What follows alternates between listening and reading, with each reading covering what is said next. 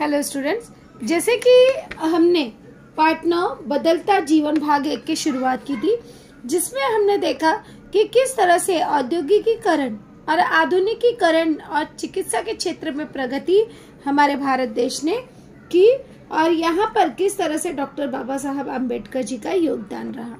इसके साथ ही साथ हमने परिवार संस्थान, समाज कल्याण और अनुसूचित जातियों और जनजातियों को उनका अधिकार दिलाने का किस तरह से प्रयत्न किया गया। इसके साथ ही साथ हमने देखा कि किस तरह से सार्वजनिक स्वास्थ्य के ऊपर ध्यान दिया गया, अधिकतर ध्यान दिया गया। और जैसे किडनी ट्रांसप्लांट जो कि बहुत ही कठिन था, तो इस शल्य क्रिया पर भी भारत ने प्रगति की। साथ ही साथ निसंतान को किस तरह से संतान का सुख देने का प्रयास किया गया टेस्ट ट्यूब बेबी के माध्यम से। इसके अलावा हमने देखा था कि किस तरह से कई सारे जो रोग थे उनको टीकाकरण के द्वारा भारत देश में रोकने का अभियान चलाया गया। इसके साथ ही साथ हमने शहरीकरण और ग्रामीण भाग के बारे में भी अध्ययन किया कि शहरीकरण, शहर किसे कहते हैं और ग्रामीण किसे कहते हैं, और यहाँ पर किस तरह से शहरों का विकास हुआ और किस तरह से ग्रामीण क्षेत्रों का भी विकास किया गया, उन्हें पुनर्गठित किया गया। साथ ही साथ हमने स्वतंत्रता कालखंड के बारे में देखा कि स्वतंत्रता के बाद का कालखंड किस तरह से था, किस तरह से ग्राम विकास की दृष्टि पर ध्यान दिया गया और साथ ही साथ जल सिंचाई बढ़ाना, शिक्षा का प्रसार करना, भूमि सुधार करना, कानून मंजूर करना जैसे कई सारी योजनाएं भी चलाई गई, जिसके शहरों के साथ ही साथ ग्रामीण का भी विकास हो, उसका भी पूरा भरपूर प्रयास किया गया। आज हम देखेंगे इन सभी प्रयासों का फलस्वरूप किस तरह से लोगों का जीवन बदला और किस तरह से उनका आर्थिक जीवन बदला, क्योंकि जब रोजगार के अवसर उपलब्ध होंगे, जब सुख सुविधाएं उपलब्ध होंगी, तो लोगों के आर्थिक अर्थात आय के स्रोत में वृद्धि होती है और लोग जो है, जब पैसा आएगा तो जाहिर सी बात है कि लोगों के रहन सहन का स्तर अपने आप जो है वह बदल जाता है। तो अभी हम देखेंगे पहले ग्रामीण जीवन, बदलते जीवन में देखेंगे कि पहले ग्रामीण जीवन जो था यह आर्थिक दृष्टि से आत्मनिर्भर था, अर्थात वह स्वयं पर निर्भर था। गांव के अधिकांश लोग कृषि पर निर्भर थे, उनके पास कृषि के अलावा दूसरा कोई भी आय स्रोत नहीं था, अर्थात आय का माध्यम नहीं था। तो यहाँ पर खालिस्तान के लिए पूछा जा सकता है कि गांव के अधिकांश लोग खालिस्तान पर निर्भर थे, तो उत्तर स्वरूप हमें मिलता है कि गांव के अधिकांश लोग कृषि पर निर्भर थे और कारीगरियों को उनके काम के मेहनताने के रूप में कृषि उत्पादन बांट दिया जाता था। पहले लोग ऐसे ही लेन देन की प्रथा करते थे कि जैसे उनके पास जो चीज अधिक होती थी उसे वह दे देते थे और उससे अपनी जरूरत की चीजों को खरीद लेते थे। तो यहाँ पर भी आपने भी देखा होगा कि चावल गेहूं का उत्पादन करते हैं, तो यहाँ पर जब मान लो तेल चाहिए, तेली के पास से तेल चाहिए, तो उसे क्या करेंगे, उसे तेल निकालने का मेहनताना जो है वह चावल या गेहूं दे देंगे। तो इस तरह से उनके पास तेल हो जाएगा और वहाँ पर उनके पास चावल और गेहूं हो जाएगा। तो इस तरह से ये क्या करते थे कि जो भी, क्योंकि खेती, उनके पास पैसे नहीं चलते थे, पैसे उनके पास होते ही नहीं थे, वो क्या करते थे, जो भी उनका उत्पादन होता था जैसे दाल, चना, गेहूं, चना, मटर जो भी है, उसी को वह मेहनताने के स्वरूप में दे देते थे। लेकिन अब यह परिस्थिति बदल चुकी है, इसका पूरा स्वरूप बदल चुका है। ग्रामीण भाग को कृषि और कृषि संबंधित पूरक धंधों से जोड़ा गया है, अर्थात कृषि पर जो आधारित व्यवसाय हैं उनसे भी जोड़ा गया है। तो इस तरह से यहाँ पर कृषि के साथ ही साथ कई सारे अन्य व्यवसाय भी किए जा सकते हैं। जैसे पशुपालन है, तो पशुपालन से संबंधित दूध निकालना, या अंडों को बेचना, मांस बेचना, तो इस तरह से, या मुर्गी पालन करना, तो इस तरह से ये जो है पशुपालन से निर्मित अन्य उससे व्यवसाय है, उसके पूरक व्यवसाय। इसी तरह से कृषि संबंधित पूरक व्यवसाय, जैसे कृषि से जो भी है कच्चे माल से पक्का माल तैयार करना, उसके साथ ही साथ यहाँ पर जो घास है उससे रस्सी बनाने का कार्य करना, तो इस तरह से, या कपड़े से जो कॉटन है, जैसे कपास है तो कपास से किस तरह से वस्त्र निर्माण करना, तो इस तरह से यहाँ पर उसे कृषि पूरक व्यवसाय धंधों से जोड़ा गया। तो नगरीय समाज कृषितर उत्पादन व सेवाओं से जुड़ गया है और इस तरह से शहर नगर सभी कृषि व्यवसाय से जुड़े हुए हैं, जिससे उन्हें आर्थिक विकास हुआ। अब हम आगे देखेंगे कि किस तरह से ग्रामीण विकास किया गया। तो भारत में वर्ष 1961 में लगभग 82% लोग ग्रामीण भाग में रहते थे।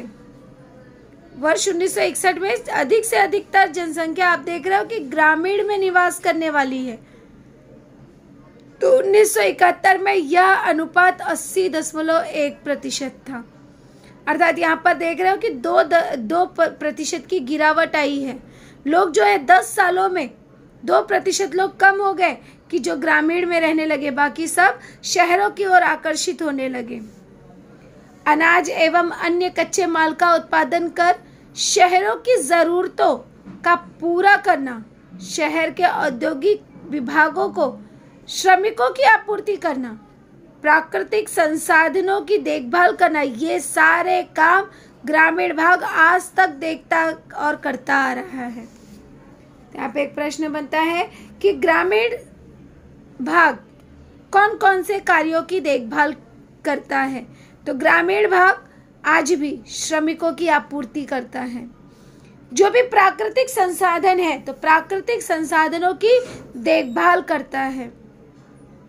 शहरों की जो जरूरतें है, जो हमारी और आपकी जरूरतें है, ये गांव के माध्यम से ही पूरा होता है। शहर के औद्योगिक विभागों को ये जो है श्रमिक अर्थात मजदूरों की परिपूर्ति करता है। तो ये सारे कार्य जो है यह गांव पर आधारित होते हैं, गांव पर निर्भर होते हैं, इसकी परिपूर्ति गांव करता है। इस कारण आर्थिक व्यवसायों का विकास करना, सामाजिक आवश्यकताओं एवं सुविधाओं का विकास करना, सांस्कृतिक, सामाजिक एवं वैचारिक दृष्टिकोण में परिवर्तन लाना, ये 3 महत्वपूर्ण चुनौतियां ग्रामीण विकास के संदर्भ में हैं। तो यहाँ पे एक प्रश्न बनता है कि ग्रामीण विकास के संदर्भ में कौन सी 3 चुनौतियां हैं।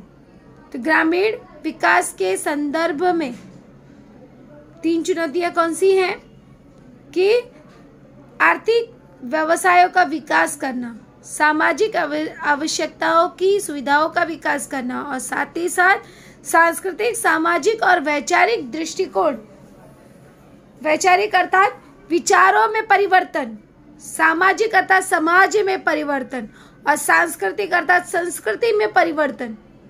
तो इस तरह से ये 3 महत्वपूर्ण चुनौतियां ग्रामीण विकास के संदर्भ में हैं। भूमि सुधार एवं जल सिंचाई परियोजना को गति प्रदान करना आवश्यक है। इसीलिए जब भूमि सुधार होगा तो अधिक से अधिक उपज करना यह जो है संभव होगा और साथ ही साथ जब जल सिंचाई की परियोजनाएं होंगी, जल सिंचाई की सुविधा प्राप्त होगी तो अधिक से अधिक ग्रामीण विकास हो सकता है और साथ ही साथ वह शहरों का भी विकास कर सकता है। तो इस तरह से यह जो है एक बहुत ही महत्वपूर्ण भाग है और ग्रामीण का विकास करना यह बहुत ही आवश्यक भाग है। अब हम इसी कड़ी में आगे देखेंगे सामाजिक आवश्यकता एवं सुविधा कि हमारी क्या सामाजिक आवश्यकताएं हैं और उसके अनुसार हमें कौन सी सुविधाएं प्राप्त हैं। तो सार्वजनिक स्वच्छता एवं स्वास्थ्य की सुविधाओं की ओर प्रधानता क्रम में ध्यान देना आवश्यक है। आज आप देखते हो हम जो है, हमारा एक दृष्टिकोण है स्वच्छ भारत अभियान। अभी स्वच्छ भारत अभियान क्या है? सार्वजनिक स्वच्छता, सार्वजनिक अर्थात सभी की स्वच्छता, और दूसरा है कि स्वास्थ्य की सुविधा, स्वास्थ्य की जो है यह सुविधा होनी चाहिए, और इसी को सभी जगहों पर, चाहे वह ग्रामीण हो चाहे शहरी भाग हो, सभी क्षेत्रों पर उसे प्रधानता देना आवश्यक है और उसी की सुविधा उपलब्ध कराई जा रही है।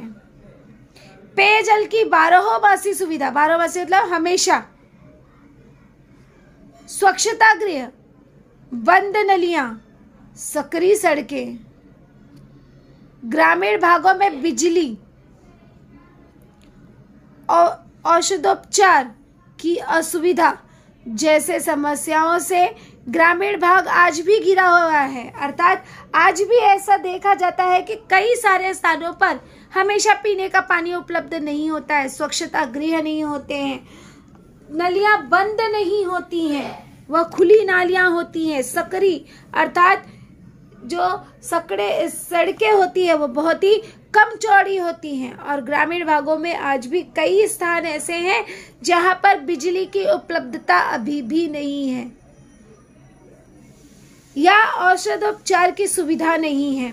तो ये समस्याओं का सामना ग्रामीण जो पिछड़े भाग है उन्हें आज भी करना पड़ रहा है। तो भारत सरकार का भरपूर प्रयास है कि ये सारी जो असुविधाएं हैं, यह सारी असुविधाएं सुविधाओं में बदलकर ग्रामीण भाग को उपलब्ध कराई जा सके। प्राथमिक शिक्षा से उच्च शिक्षा तक स्तरीय सुविधा की उपलब्धता का अभाव है। मनोरंजन केंद्रों और वाचनालयों की संख्या कम होने के कारण ग्रामीण भाग की ओर विशेष ध्यान देना आवश्यक है। अभी आप एक प्रश्न बनता है कि ग्रामीण भागों में विशेष ध्यान देने की आवश्यकता है, कारण सहित स्पष्ट कीजिए। तो सबसे पहले फर्स्ट पॉइंट, पेयजल की 12 मासी सुविधा, स्वच्छता गृह, बंद नलियां, सकरी सड़कें, ग्रामीण भागों में बिजली, औषधोपचार की असुविधा जैसी समस्याओं से ग्रामीण भाग आज भी घिरा हुआ है। दूसरा पॉइंट, प्राथमिक शिक्षा से उच्च शिक्षा तक स्तरीय जो सुविधा है, सुविधा की उपलब्धता का अभाव, मनोरंजन केंद्रों और वाचनालयों की संख्या कम होने के कारण ग्रामीण भाग की ओर विशेष ध्यान देने की आवश्यकता है। भारत की 4 पंचवर्षीय योजनाएं, जैसे इसके पिछले चैप्टर में हम पहले पढ़ चुके हैं कि भारत सरकार ने भारत को प्रगति के मार्ग पर अग्रसर करने के लिए कई सारी उन्होंने योजनाएं बनाई। तो यहाँ पर भारत की प्रथम जो 4 पंचवर्षीय योजनाएं थी, तो 4 पंचवर्षीय योजनाओं में समूह विकास योजना का महत्वपूर्ण स्थान था। अर्थात वहां पर किसी व्यक्तिगत स्वरूप विकास को महत्वता नहीं दी गई, बल्कि समूह विकास अर्थात पूरे समूह का विकास करना आवश्यक है, इस बात की महत्वता दी गई, इस बात को महत्वपूर्ण स्थान दिया गया। अब यहाँ पे रिक्त स्थान के लिए प्रश्न बन सकता है कि भारत की प्रथम 4 पंचवर्षीय योजनाओं में खाली स्थान योजना को महत्वपूर्ण स्थान था। तो किसको महत्वपूर्ण स्थान था? समूह विकास योजना को महत्वपूर्ण स्थान था। महाराष्ट्र राज्य ने इस योजना के अंतर्गत प्रभावशाली कार्य किया, कई सारे कार्य किए। जैसे महाराष्ट्र में वर्ष 1962 में जिला परिषदों की स्थापना की गई।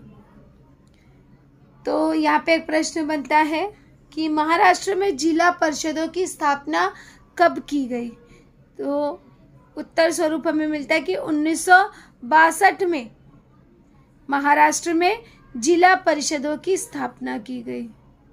वर्ष 1970-71 में महाराष्ट्र में सकस आहार, जिसे कहा जाता है पौष्टिक भोजन, सकस आहार अर्थात पौष्टिक भोजन योजना शुरू की गई। तो यहाँ पर एक प्रश्न बनता है कि किस वर्ष में महाराष्ट्र में पौष्टिक भोजन योजना शुरू की गई या सकस आहार की योजना शुरू की गई? तो वर्ष 1970-71 में।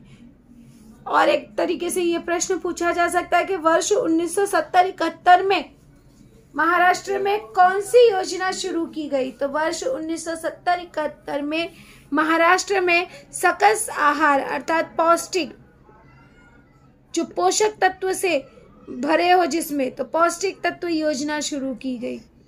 इसके साथ ही साथ कुएं खोदना, नलों द्वारा जल आपूर्ति करना और इसके लिए ग्रामीण जल आपूर्ति योजना शुरू की गई।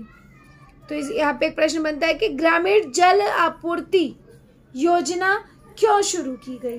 तो ग्रामीण जल आपूर्ति योजना, जैसे कुएं खोदना और नलों द्वारा जल आपूर्ति करना, इसके लिए ग्रामीण भागों में ग्रामीण जल पूर्ति योजना शुरू की गई। वर्ष 1971 के अंत में 1677 लघु बांध परियोजनाओं के काम पूर्ण किए गए। लगभग 1677 कई सारी छोटी छोटी बांध परियोजनाएं, ताकि लोगों को पानी की उपलब्धता हो सके। ये जो पानी का अभाव है उस समस्या को दूर किया जा सके, तो लगभग 1677 लघु बांध परियोजनाओं के कार्य पूर्ण किए गए और इस तरह से ग्रामीण भागों को पानी की परिपूर्ति करने का पूर्णतः प्रयास किया गया। अब इसी कड़ी में हम आगे देखते हैं कि ग्रामीण विद्युतीकरण की ग्रामीण में किस तरह से विद्युत की परिपूर्ति की गई। तो ग्रामीण भाग में विकास है तो बिजली की नितांत आवश्यकता होती है। ये बहुत जरूरी है कि अगर हम ग्रामीण विकास करना चाहते हैं तो उसके लिए बिजली की आवश्यकता है। बिजली की परिपूर्ति करना यह जरूरी है। तो कृषि में जल पूर्ति हेतु स्वचालित पंप लगते हैं। दूध एवं अंडे जैसे नाशवान पदार्थ टिकाए रखना, फल एवं साग सब्जी टिकाए रखना, खाद परियोजना चलाना, विद्यार्थियों के अध्ययन हेतु रात में बिजली का होना, पंखा, दूरदर्शन जैसे यंत्रों के लिए बिजली लगती है।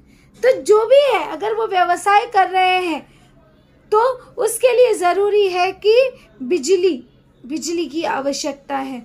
तो अगर बिजली है तो एक बच्चा आसानी से अध्ययन कर सकता है। एक जो व्यापारी है वह अपने साग सब्जियों को टिकाए रख सकता है, खाद परियोजनाएं शुरू कर सकता है, या एक अगर व्यापारी है तो वह अपने दूध और अंडे जैसे नाशवान पदार्थों को टिकाए रख सकता है। तो इसलिए बिजली अति महत्वपूर्ण है। भारत में प्रथम पंचवर्षीय योजना की अवधि में लगभग 3000 देहातों में विद्युतीकरण किया गया, अर्थात वहां पर विद्युत की सुविधा उपलब्ध कराई गई। तो ऐसे लगभग 3000 गांव थे। वैश्वीकरण से पूर्व नगर के समय ग्रामीण और नगरीय समाज किस तरह से था? तो यहाँ पर विद्युतीकरण किया गया और वर्ष 1973 में यह लगभग और अधिक इसमें वृद्धि हुई, लगभग 1,38,646 देहातों तक पहुंच गई। तो ध्यान में रखिए कि प्रगति और विकास धीरे धीरे होने वाली प्रक्रिया है, यह अचानक से नहीं होती है। और इस तरह से वर्ष 1966 में पंप और नलकूपों को अधिक बिजली देने की योजनाएं बनाई गई। तो एक प्रश्न बनता है कि खाली स्थान से पंप एवं नलकूपों को अधिक बिजली देने की योजनाएं बनाई गई। तो वर्ष 1966 से पंप एवं नलकूपों को अधिक बिजली देने की योजनाएं बनाई गई। वर्ष 1969 में ग्रामीण विद्युतीकरण निगम स्थापित किया गया। तो इस तरह से रिक्त स्थान में पूछा जा सकता है कि वर्ष 1959 में खाली स्थान स्थापित किया गया। तो वर्ष 1959 में ग्रामीण विद्युतीकरण निगम स्थापित किया गया। इसी से आंध्र प्रदेश, गुजरात, कर्नाटक, महाराष्ट्र और उत्तर प्रदेश में ग्रामीण विद्युतीकरण सहकारी संस्थाएं अस्तित्व में आई। तो जब गांव में विद्युतीकरण निगम की स्थापना की गई तो उसका प्रभाव दिखाई देता है कि कई सारे स्थानों पर विद्युतीकरण की कई सारी संस्थाएं अस्तित्व में आई। अब हम आगे देखेंगे कि किस तरह से वैश्वीकरण से पूर्व समय में ग्रामीण और नगरीय समाज था। तो ग्रामीण समुदाय क्या था? कृषि एवं संलग्न धंधों की वरीयता की, अर्थात उसको वरीयता मतलब महत्वता देना। और यहाँ पर क्या था? नगरीय समुदाय में कृषितर उत्पादन एवं सेवाओं व्यवसायों को वरीयता। कृषि के इतर, कृषितर मतलब कृषि के इतर जो उत्पादन और सेवाएं थी उन सभी की को महत्वता देता था नगरीय समाज। ग्रामीण समाज क्या था? छोटा आकार में, भाषा, संस्कृति एवं परंपरा एक जैसी संस्कृति और परंपरा को मानने वाला। और नगरीय समाज कैसा था? नगरीय समुदाय के लोग कैसे थे? आकार में बड़े, विविध भाषाओं वाले, संस्कृति तथा परंपरा सभी में बहुविधि, अर्थात कई सारी भाषाओं के लोग, कई सारी संस्कृतियों को मानने वाले लोग रहते हैं। यहाँ पर ग्रामीण समाज कैसा था? यहाँ पर प्राथमिक स्वरूप का व्यवसाय करते थे लोग। बाहरी लोगों को ग्रामीण व्यवसाय में समाहित करने की बजाय गांव से उन्हें शहर भेजने वाला। और ये क्या थे? नगरीय समाज बड़े बड़े व्यवसाय तथा विश्व स्तर के लिए उत्पादन करना, अन्य भागों से आने वाले लोगों को ये समाहित कर लेते थे, अपने में समाविष्ट कर लेते थे। यहाँ पर ग्रामीण समुदाय में आनुवांशिक व्यवसाय की मात्रा अधिक थी। जो वंशज हमारे करते चले आ रहे हैं वही वो व्यवसाय करते रहते थे। और यहाँ पर आनुवांशिक व्यवसाय की मात्रा दोयम थी, अर्थात उसको दूसरा स्थान दिया जाता था, नगण्य था, कुछ न होने के बराबर था। यहाँ पर जो जैसा होता था उसके अनुसार लोग व्यवसाय करते थे। ये जरूरी नहीं कि जो हमारे पिता करके आए व्यवसाय वही व्यवसाय हम करें। तो लोगों के व्यवसाय में नगरीय समाज में परिवर्तन था, किंतु ग्रामीण समाज में वहां पर वही व्यवसाय वे करते थे। परिवार प्रमुख एवं परिवार व्यवसाय को वरीयता संयुक्त परिवार पद्धति उस समय जो थी, वरीयता अर्थात महत्व देना। यहाँ पर परिवार व्यवस्था को महत्व दिया जाता था। लोग जो है ये संयुक्त परिवार में एक साथ रहना पसंद करते थे, किंतु नगरीय समाज जो है यहाँ पर परिवार को दोयम स्थान, परिवार को दूसरा स्थान दिया जाता था। व्यक्ति को वरीयता, व्यक्ति की महत्वता थी, परिवार की महत्वता नहीं थी। और यहाँ पर संयुक्त परिवार पद्धति का विघटन होता था, अर्थात छोटा परिवार सुखी परिवार, इस मान्यता को लेकर ये चलते हैं। किंतु ग्रामीण समाज जो है यह बड़ा परिवार, संपन्न परिवार को क्यों महत्वता देता था। तो इस तरह से हमने देखा कि ग्रामीण समाज, ग्रामीण समुदाय और नगरीय समुदाय में क्या अंतर है। अब इसी के साथ ही साथ हम देखेंगे औद्योगिकीकरण विकास की, किस तरह से ग्रामीण भागों में औद्योगिकीकरण का विकास हुआ। तो ग्रामीण और औद्योगिक विकास को बढ़ावा देने हेतु ग्रामोद्योग नियोजन समिति की स्थापना की गई। तो यहाँ पर एक प्रश्न बनता है कि ग्रामोद्योग नियोजन समिति की स्थापना क्यों की गई?